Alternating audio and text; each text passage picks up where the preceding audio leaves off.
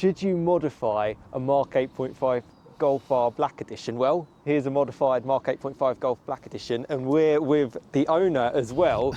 Thank you so much for coming down. No worries. We're going to go through a little bit of a walk around of this, take the car for a little bit of a drive, talk about basically, well, essentially, should you modify one? And also this owner, I mean, you've driven it 13,000 miles now. Yeah. For the last year, so you're a great person to kind of go over the car and talk about it.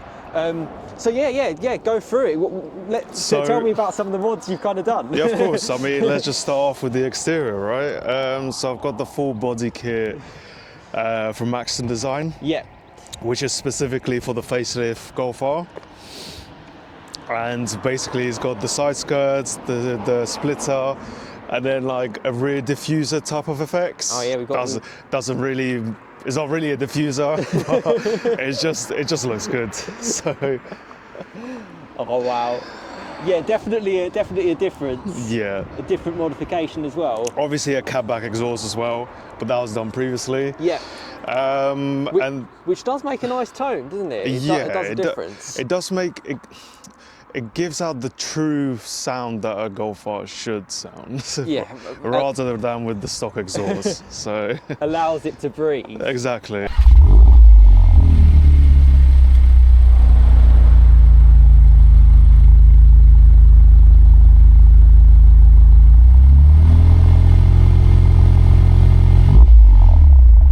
Yeah, it certainly changes the look, definitely. 100%. And I love how the extra bit of the wing.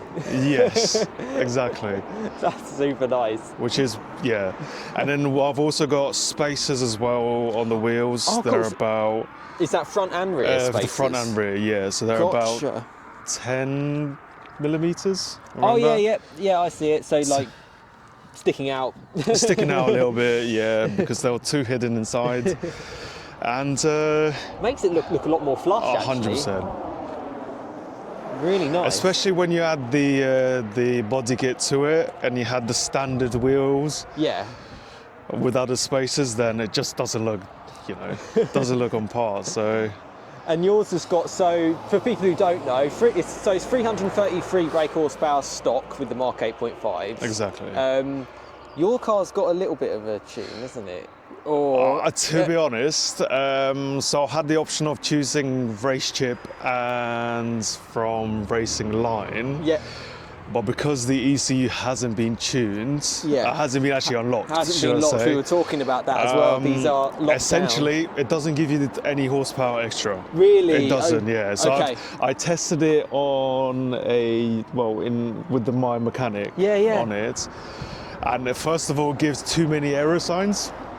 Because the car is confused about the manipulation of the should I say, like a racing box chip that is meant to give you more horsepower, but it's not really. It doesn't. It doesn't. So really, you can't get more power out of these cars. I think I had about 33 code faults. All right. So I said to myself, I'm taking it out and keeping it as standard, and from that point, no issues at all. So if I am going to be honest, if you are going to tune it properly. Yeah, definitely. And from my experience, and you can probably say as well, 333 horsepower, it's pretty good. Plenty it's more than enough. Yeah. And I mean, on the dyno, it gives more. Good. It gives more. It's about 350. Yeah. 350. It feels like a strong amount. They do lie in their figures. Yeah. As VW do. Definitely. so yeah. So the mods are more on the aesthetic side. The race box tune hasn't given any more power. No, it hasn't. No. But your car has the heads-up display. Yeah, so it's got the heads-up display. Just showing that, and pan roof. Pan roof is got, and it's got the top view down camera, should I say? Oh, area view. Area view camera as well, and it's got DCC as well on top. So. Which you said was really nice with the camera. Yes, exactly. If you do travel in cities, then that camera is a must. Yeah, it's a really must. Yeah. Ah, the exhaust. So your car before it had, so with the black edition, you'd get the black tips. Black tips, yeah. Do you still have them at home? I still have them at home, yeah. Because if I am going to give the car back, yeah, which eventually, of course, everybody will do. Yeah. So all I'll this just stuff put off. everything Let's as standard, yeah. clip it all I still off. got the standard diffuser as well. Yep. So as I said, all of here is like different as well. Also the back end. So Love the black badge as well. Exactly. Black R. You got the 19-inch Estrals, yeah, wheels, exactly. and you get the R badge on them. Exactly. And I kind of always found that weird how they're on the GTIs. It's an R wheel, isn't it? I don't know how you feel. I think we know, Sam, that is mostly a cost reason, cost reason. So it's like we've got extra alloys. Let's just put them on. Yeah. Stuff. Why do we need to change the wheels when we could just give it from an R to a GTI? So exactly. Yeah. And obviously larger brakes. Exactly. In the R. I think they're 355s, no? Or yes, yeah. They're huge, and it's drill discs as well. Which actually, speaking about those spaces sticking out. speaking about with the mechanics, yeah, it has the option to go with the R3 brakes with the 6. Okay, of course they would. Yeah, fit. they would 100% fit. Yeah. Oh, we know why they don't put it on. So they're pretty special, and obviously you've got the blacked out badge there. Exactly, yeah. Yeah, and we've got a nice view. And pure white, which we were kind of saying before, I quite like a white black edition. it just fits the car well, you know. And actually, even with the roof, because obviously you can get some of the some of the Golfs, like the 50th has like a gloss black roof. That kind of looks like a black roof. You could almost extend it. If I'm not mistaken, Sam, I think there were once an option where you could go with the R with the gloss black roof. You definitely could, because I think I drove one of them actually. I think. Yeah. So but now I don't think it's an option. Correct me if I'm wrong, but I don't think it's an option anymore. Well, I'll put it in on the video if it is an option. And then you get the black badge shown there. Because have they stopped making the black edition now? From what I've heard, I don't know. Possibly, but I've seen a lot of people still buying them and configuring it. So there might be some around. I think now, considering that they've got the 50 edition, the GTI, they might have stopped the black edition. So. Yeah, that's true. And obviously just showing a little bit of the inside. 8.5.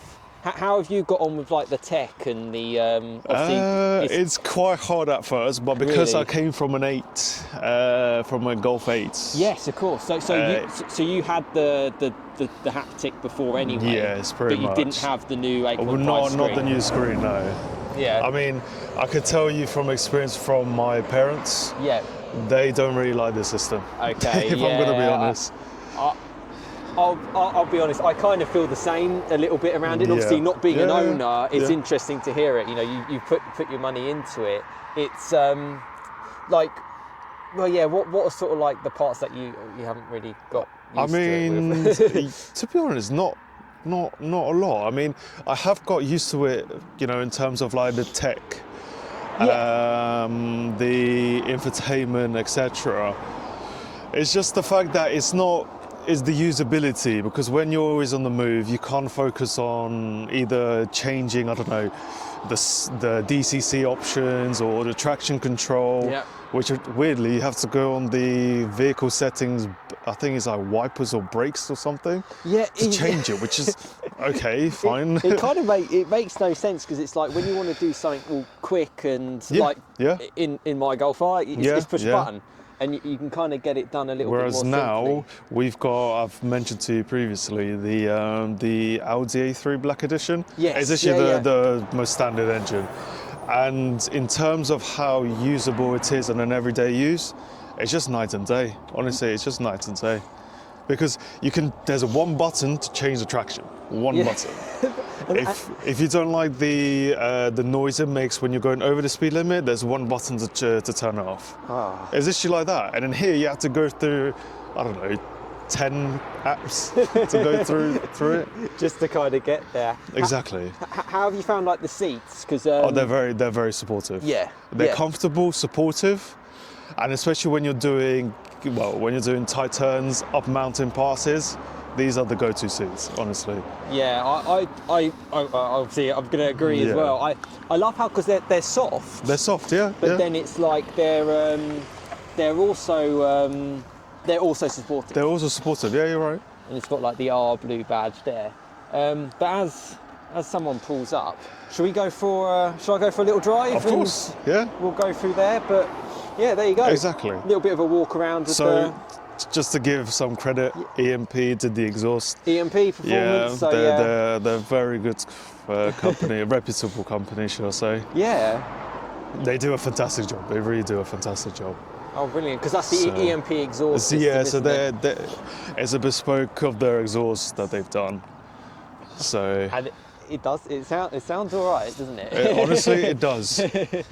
But not like. It's not crazy loud, but it's loud. Yeah, that's. Like, you can notice it different from a stock. Especially stock car. when using it every day, throughout last year and this year. It's literally night and day. You don't want it to be too loud, because if you're using it every day, you'll get a headache from it. Yeah. But when you do want to put the foot down, it gives you the noise that it needs. It definitely does do exactly. that. Oh, awesome. So I really do love the colour in white. It's proper special. It's really different, isn't it? Yeah, it's looking great. Oh, we've got ST Estate.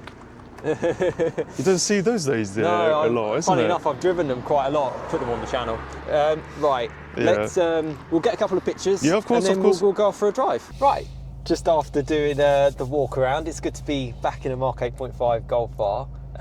Nice little tone to it with the exhaust, I gotta say.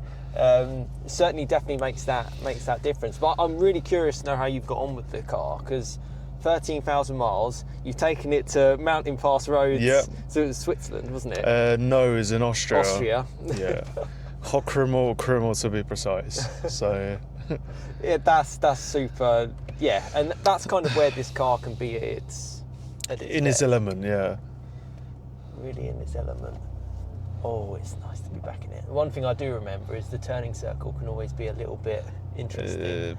I don't know how, because obviously you use this car quite a lot around London. London, yeah, it's terrible. That's all I have to say. It's straight in. It's not great. It's not great. I'd probably compare it more to like an SUV, a 4x4. It's yeah, I've kind of, because it's wider tyres, and it's just the way the car is, and it's sort of like more sporting. Yeah, it's four-wheel drive as well. Yeah. That also has a lot of impact. Oh, definitely. So I want to go nice and slow because I don't want to scrape. That's the reason why I'll take our time. Yeah, how have you found it over the 13,000 miles? Because you had it for a year now. You've been. Well, I can tell the good and the bad things. Just trying to start with the bad things. Go for it. Okay, so I'll be here smiling and laughing as we hit national speed limits. So the bad things I've experienced in my time with this car: the screen for sure, the infotainment. Okay. That is not good. Even though that I do like how it's all modern, how it's all got the modern apps, systems. It does update itself, which is quite a good thing. But then you have to have the VW Connect app. So it's like over-the-air updates? Yes, exactly, pretty much, yeah. So if you're not connected, you won't get the updates, obviously. But if you do have the VW app, then yes. And then the other, as I said, the infotainment. If you try to configure anything, I don't know, if the map goes bonkers or it goes haywire, then you have to do everything all over again, using all the touchpads. And it could be frustrating and annoying, and could, hopefully it doesn't, but it can cause be an quite distracting as well. That's the thing. Like, even now for me, sort of sitting here, I've got the heads-up display and I've got the screen below. Yeah. I can't even get up to. I'm not even wanting to get really up to speed too much on that side yet. But I guess it is all subjective. Some people might like it. I mean, some people do like the technology, some people don't. Yeah. Me personally, I don't. I just prefer to have something physical. Like, I don't mind the buttons here. I mean, they're not really buttons, but they are like buttons that are touch sensitive. Yeah. So, yes, they're not real buttons, but they are good when you're driving and you need to change, for example, the climate here. You can do it. You can do it actually on here, on the tablet as well. But So going on the away from sort of the bad stuff with the infotainment. Well, I mean, straight away when I'm sitting behind the wheel, it feels good. I've got to say the steering feels really light. I don't know if that's because we're in normal mode. I think if you change it to individual, actually, why not? Put it in race. So that's DCC in its firmest now, isn't it? Pretty much, yeah. It's a smile factor car. Yeah, see, I prefer the steering like this. Exactly.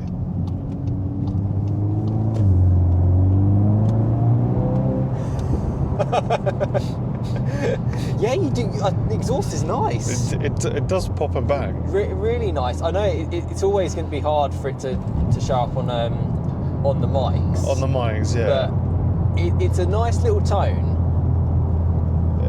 It's not too repetitive. It's not too aggressive. Yeah. Yeah. It's good if you want to have, if you're using the car every day. If it's just a weekend car, then you do want it to be a little bit louder. Just to add just a little bit louder. And that's EMP who did it is the EMP, yeah, exactly. I'm loving the brakes, and considering you've done, the car has done decent miles now. I mean, half of the miles was motorway miles, so yeah, didn't really use that much braking, didn't really use that much, tyre wear. But the only bad thing is that when you probably know this in all Golf Rs, even RS3s or any hatchbacks that's got high performance, they do drink a lot. When you put the foot down, they really drink a lot. They really do. You've really got to be on your toes. Like it's even behind the wheel here, because I've driven a lot of cars. It's on its nose, isn't it? You feel that it can go either way. Exactly. Like yeah. it's four-wheel drive, but this isn't like a.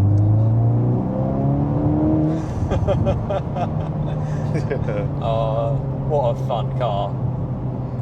A super cool car. I mean, yeah. So apart from the bad mileage, if you put the foot down, it's actually quite good when you're cruising down. You put in eco, it really does give you about nearly 40 miles to the gallon. That's all right.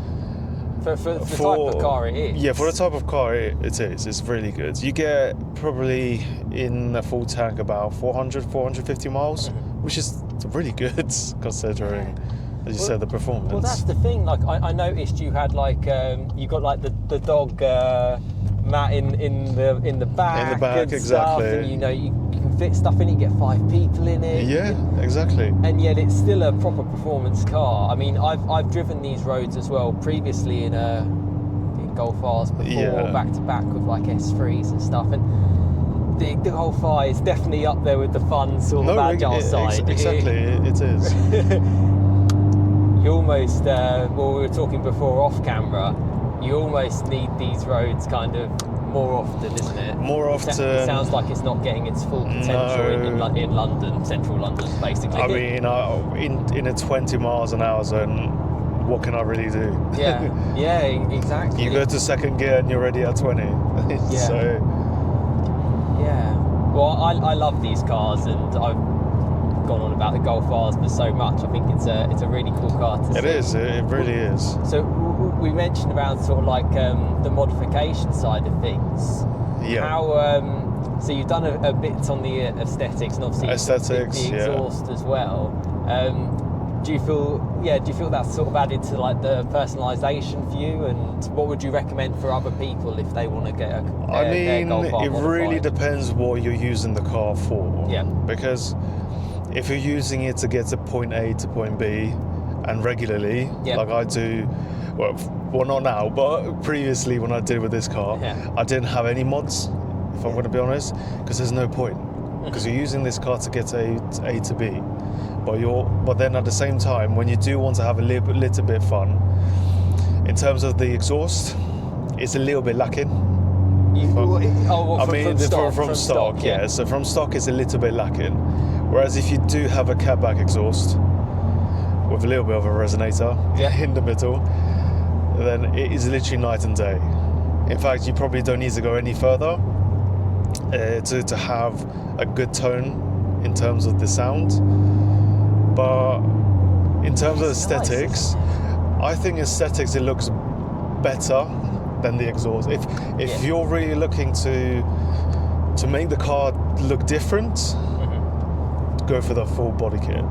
Yeah. And I'll probably say Maxton has, because this is the whole Maxton design body kit, they have really knocked this body kit out of the park. It's really good. It's honestly not the typical Maxton design that they typically give. Normally it's just boring, where it's just like a little side skirt at the back, a splitter like I've got, maybe a little bit smaller, less in width. Nothing that shows up, shows in your face that it's got a kit on it. Yeah, it's actually quite a nice. And I really like the spacers on the wheels. I thought they do look cool, because obviously with manufacturers they do tuck them in quite a lot. Regulations, right? This looks. It's like it's filling out its arches basically. Which is, to be honest, what every car should have. Not like wheels being inside too much. Yeah. So. No, I get you. I think this is where we got the turning circle. Exactly. I have to say, I love being behind the wheel of this. You know straight away you're in a proper, performance car. Exactly. And I've got a video coming out today, which would have been my last video, and I was kind of like, the future of performance cars, what's it like? But it's good that they've still got the Golf Rs. Yeah. They're still here, and I don't want to say some bad stats or something, but from what I remember, in the UK especially, I think they sell one Golf R for 5 normal Golfs. Yeah. So this is quite a popular car for them to sell in the UK. Yeah. Which, to be honest, I'm not surprised. Weather like this, okay, it's all right, but when it rains, when it's snow, you do need all-wheel drive. I love it. You do need the safety. I'm a all-wheel drive fanatic. Yeah. I love it, because it particularly in the UK, with the rain and if it snows and all sorts. But then at the same time, if you do want to have a little bit of fun, you take off the traction control fully, and then it's a different animal. You've got a special mode with the performance pack as well. Exactly. If I can get to it. Can you get to it by scrolling through R? Yeah. So if I just kept pressing R. Are you in special mode? Yeah. We've got a cycle race going on around us, which can affect things, but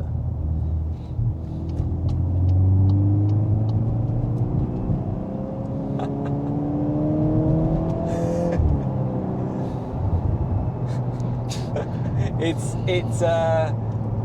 a good sounding car. It can make a person smile. Yeah. Definitely. Yeah. That's the thing. In a world where we're on a Sunday morning, it's like just to enjoy it, and that real sort of it's got an actual exhaust. It's got a petrol engine. No hybrid assistance. Nothing. Nice. Nice and simple. Just the engine and the steering wheel, and that's it. And just kind of like the driver. It's Exactly. It's nice. And I like the wheel. I like the paddles as well. I think it's got like that nice sort of like kind of plush feel when you're kind of changing gear. Exactly. And more than enough. I know you mentioned obviously you tried to go for the power, which it's got its stock. I don't think it needs any more. Because you can use full throttle, and even in a car like this, it can sometimes be too much. It's too much, yeah. But to be honest, as you're right in saying that, you don't need that much more power. Yeah, I don't think so. 333 is like more than enough. With the 8.5 performance pack. It's yeah. And also, one thing I do have to say in terms of performance, this gearbox is fantastic. Yeah, okay, the gearbox is amazing, honestly. One thing that I do have some bad moments is that when you're stuck in traffic, it's very jerky. It's very how should I say it? Obviously, when you're going 20 miles an hour in London, it's not the best for this type of gearbox. But when you're going on motorways, if you've really put in the foot down, it's one of the best gearbox that I've experienced. Yeah. Oh, that's good to know. That is good to know, and it's such an important part of a car. Exactly. It's a hugely important part to have it right, and it's the 7-speed. Yeah, I mean, I've tested torque converters in BMWs. Yeah. And yes, on an everyday use, they're really good because they are. They're honestly even better than these gearbox. Yeah. But when you're putting the foot down, they are lacking. They are very, very lacking. Yeah. I gotta say, I love it. I love the paddles. I love the brakes. I love the agility. DCC, it's good. It's really good. I mean, we've got it in special, which I know it's not as firm as race. Exactly, but it's needed. If you are speccing the car here in the UK, DCC is an option. Yeah, but and even then, you were saying it's still quite firm. It's still around quite firm. potholes and bits. It can be difficult. Exactly. Yeah. It's so cool. It really is a kind of a complete car. It is, yeah. And I could always recommend it. It sounds like you've had a good time with Honestly, it so far. With the amount of miles you've done in the car, you've done a lot. Because I enjoy it that much.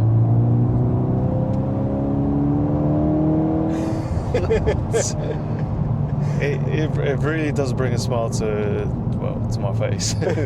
but the thing is, going back in terms of DCC, don't know if you've watched Matt Watson from CarWow. Yeah. But he recently purchased his mum. I did see that. A Golf R Black Edition, but it was blue spec'd, but he didn't have the DCC, and he said that it's too firm. So if you do ever watch CarWow, and I do recommend, because this really is a really good channel as well as Sam's. But he really does tell like the good and the positives. Yeah. Because his mummy will use it every day. Well, so he knows what's missing in the car. Yeah. So don't miss out. It's not an expensive option. It's about £700, something like that. Standard. It should be standard in Germany, standard, isn't it? That's what I've heard with the I don't know why it's not standard. But then for the UK we get standard, IQ headlights. Yeah. Whereas in Germany and Europe you don't. It's an option. Really? Yeah. Amazing the different rules. Which I don't understand. Why is one country getting a standard option where another country would have to option it? Doesn't make any sense. So I'm having too much fun. You're right. It's because it's a global car. Exactly. Yeah. The more I'm driving it, the more. Yeah, you can really feel the back. Yeah. You know, you've got to be careful with it. It's a car that I'm really focused on how I'm driving. Like I am. I'm having a very good time. I really appreciate you coming down and sharing it. I'm having it. I absolutely love it. I suppose to kind of the question around should you modify it, and you're quite right. It's kind of subjective to the person. Exactly. But it does feel like it's given it that personal touch for you. And that's probably what I would probably say as well to people who are looking to do it. Do it for you. Make it bespoke for you. Exactly. It might not be for everyone. And you can do a few little touches. Exactly. I mean, you purchased the car for yourself, not for somebody else to look at it and to have an opinion. Yeah. It's something for you to enjoy. And if you don't like to have a body kit, that's fine. I mean, that's what you want. If you want the exhaust to be louder, go for it. I really do recommend it. But if you want to keep standard, why not? Yeah, because it sounds okay standard. Watch out for that pothole. But there's definitely, I mean, I've noticed it's got a bit more of a drone. Yes, exactly. I don't know, how is that for you when you're like on the motorway? Is it okay in 7 for Eco or? To be honest, you put the music on and you don't really hear it, to be honest. Unless you put the foot down, then you do hear it a lot. But yeah, no, you don't hear that much drone unless you want to actually put the foot down, which that's up to the driver, right? So it's insulated well, I do have to say, that you don't hear that much wind noise when you're driving. But one thing I do have to complain is that as I said, when you're going over potholes, etc., the whole car shakes around and it's just not comfortable to be in. I mean, I don't want to use the word skittish because I feel that it doesn't feel like a nice way to kind of talk about it. But it's on its toes. On its toes, yeah. It's very much like it's different, very different to the S3, the facelift one that I tried. It's not quite as neutral when you're kind of sort of driving it around. As I'm just trying to park it up so they can get through. Yeah, I'm finding so much in this car. I mean, to be honest, Sam, what do you recommend? Because you've tested the S3, right? Oh yeah. And now you tested the R. Do you agree with what I say that the S3 is more like an everyday use, that you could go to work with it, you could you could go to the shops or whatever, whereas this is more for going around tight bends, going up mountain passes? What's your opinion? It's a really good question, and actually I was really grateful to have that S3 for a week, and the fact that I back-to-backed it with a Golf R Black Edition, a Black Edition without DCC. It was just a stock one. I was really, really surprised at how fun the S3 was. Awesome. Which is where I was kind of like, oh wow, they'd really brought in a lot of the DNA in terms of, you could get the back of course, out a little bit. But it's a much more neutral car. The whole, I think the A3 and the S3, that's where its sort of segment is. If you want to have a really big smile on your face, it's the Golf R. It is this car. Like if you in last drive, there was a Golf R parked here and an S3 parked there. I'm going to be getting in the Golf R. Yeah. But for the whole sort of like, if you're in London as well, your slow speeds, S3's great. S3, yeah. And you will genuinely have a good fun time in it because it's a great car. And then obviously the step up is the RS3, which then is, well, yeah, it's in a league of its own. It is a really special car. But I just always love these Golf Rs. I think they offer so much in the sense that you can take everyone with you. You can get 40 miles per gallon on a cruise. Servicing and looking after it. It's a Golf. It's it's not going to be like a Porsche. It's not going to be a supercar level. You've got like a pan roof. You've got a lot of luxuries in here. For me, the one of the main sort of positives of the S3 was the fact you get like leather seats as standard. I liked the wheel. I liked the infotainment for the Audi. But then that's where, I mean, it's not even that much more expensive actually, an S3 facelift, obviously the same power. That's where that car kind of comes into.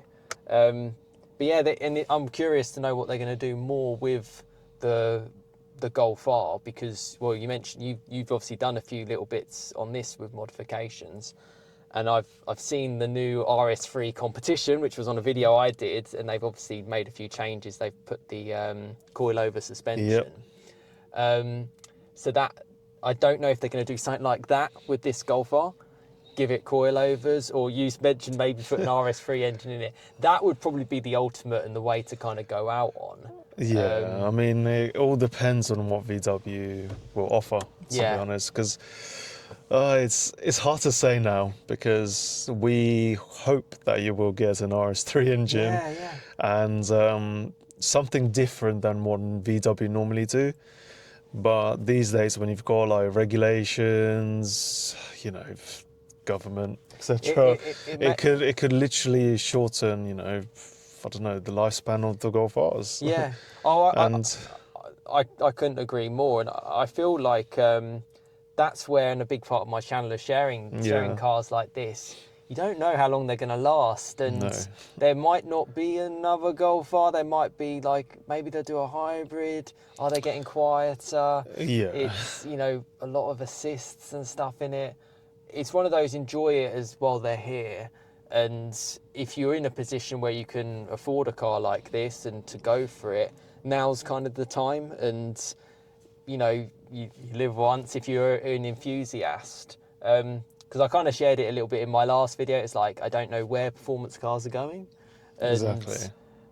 For me to, even just to be in this car, to sit in it and to drive it, it's like, that's kind of what gets me out of bed and go out for a fun drive. Exactly, And yet I can, I could take my mum to the shops, or, you could do things. Or go to work. Go to work, do the normal day-to-day stuff. And if it was chucking it down with rain, the car would be brilliant as well. In fact, it'd be amazing. Arguably, probably one of the most capable cars going on the road. And in the dry, you still got that too. It's a super fun car. And coming out, because obviously I drive my Mark 7 Golf R a lot, these definitely have the fun factor, to a higher level. Whereas previous generations, it's just a bit more neutral. Yeah, completely. Yeah, agree. I suppose just just as like a summary of your kind of year and 13,000 miles and the mods, what sort of like the things that kind of stand out? Putting you on the spot a little bit. Yeah, I was about to say. I think, well, first of all, that I could do the mods myself. Yeah. So all the mods that you see here, obviously, apart from the exhaust, because I don't have a garage myself to do it, all the mods I did myself. I think I'd probably say that because I'm not a mechanic, I don't really know how to do engine works or whatever. But when you're trying to do something, especially for your car, it just hits different. It's just something that you've accomplished, something that you can look at it and say, I've done that. Yeah. You know? And it's something that makes you happy rather than, rather than somebody else doing it for you. But what stands out for me the most is that, as you said, how usable this car really is for an everyday use. Most people buy Porsches. Well, I say most people that do or are wealthy, should I say, buy Porsches because they're Porsches. They're good cars as well. But you can't take them to the shops. You can't go, to work every single day. Couldn't have the dog. You couldn't have the dog, no. So it's like, it's a everyday's, what's the word? A car for every use, for everybody. So if you want to have a fun, chuck it on the track, go back to the shops and get anything, it's there, it's ready. Yeah. So that's what stands out, that it just does everything. Not everything well, but it does everything. So it's something that I'd rather have that does everything rather than does some parts well and some parts not so well. Yeah. So yeah, that's pretty much what I have to say. I mean, as I said, as you said, that cars these days, they're either going to be hybrids or electric. It's not going to be the same feeling like these cars that they're just pure, just have normal engines. An exhaust. And an exhaust, exactly. It's just sad, It's just look at the M5, look at the RS5 that's coming out. Hybrid. Everything is hybrids. It's just getting, it's not the top of the enthusiasts that they want, But they're just doing it because, tax reliefs or company car tax, and that's... Yeah, not necessarily for the enthusiasts, and that's where kind of for my channel, I'm going to stick with sharing as much as I can with these kind of cars. But that's a great summary. I can really recommend them, and I think they're great cars. And if you have the opportunity to buy it, do buy them now, because you're going to regret it. Yeah. Really. Well, eventually you're not going to be able to get it new, and obviously on the used market you can get it. But I'm massively smiling, and thank you so much as always for kind of sharing the cars. Always happy to come down. So I'm always curious to meet up again and to share more. I mean, as you mentioned, Sam, to be honest, going back in terms of buying the car now, you don't actually see that many, I haven't seen, nor have you, a lot of black editions anyways on the road. They're just hard to find. They're super rare, particularly like we were saying, like the facelift. They can be, I mean, even with yours in pure white, it can be a bit incognito. I know the performance pack, you get the wing and you get it kind of blacked out a little bit as well. I quite like that. And I mean, we were saying they could go for more standout colours. Imagine a green, imagine a blue. Exactly, yeah. There's lots of things that we kind of think of, and I'm quite surprised they don't kind of even make it a little bit more out there. But for now, I think it's kind of curious to know what the next one above sort of like a Mark 8.5 Golf R Black Edition is going to be, and if that's going to get released or announced. Very true, yeah. That's going to be the interesting part. But these cars, they're just so fun, And you know, if you want to actually go for a fun drive and you think, oh, go for a fun drive in a Golf, it's like, yeah. well, actually, yeah, no, this is super fun. And actually, it makes me kind of think even more so, like, I know the club sports, and that I've driven been fortunate to drive quite a lot as well. They are fun, but they're quite raw cars, and with the whole front wheel drive as well, it's almost like, I don't want to say the word, it's a no-brainer to go for the Golf R. For me, in the real world, where it rains, it's windy, it's snowing, you want to do loads of different things, this is a real special car and so capable. So capable, like, you can...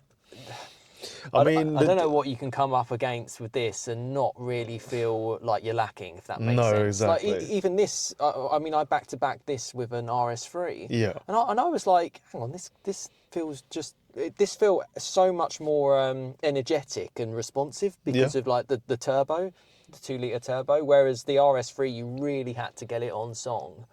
Exactly. So it's like, you've got all the performance you want. It's still a Golf. It's still a 5-door Golf, which is a big part of why I kind of love sharing cars, real world cars. Yeah, it's almost like even just from the drive that we've kind of done now, sort of parking up, reversing it. There's not much compromise. It's quite narrowing. No, exactly. I love them, and I have spoken about them for ages. For good reason, and I think there's still performance enthusiasts out there. I mean, we've got a Focus ST Estate there. I think, you know, she's smiling as well. Yeah, I think it's a great car. Sounds good. It sounds good, yeah. Yeah, that's a manual. So the manual sounds better than the auto on the STs. Oh, you're gonna make me. Oh, wait. Let's see it. Yeah, it's a manual because you can see it's... okay, sidetracking. Yeah. Thank you so much for sharing your car and for the walk around and showing it. And let us know in the comments what you think around sort of modifying it. And for me, I think it's a great car. And yeah, I hope you've enjoyed the film. And thank you so much for taking the time out. And yeah, thanks everyone for kind of watching. Cheers, guys.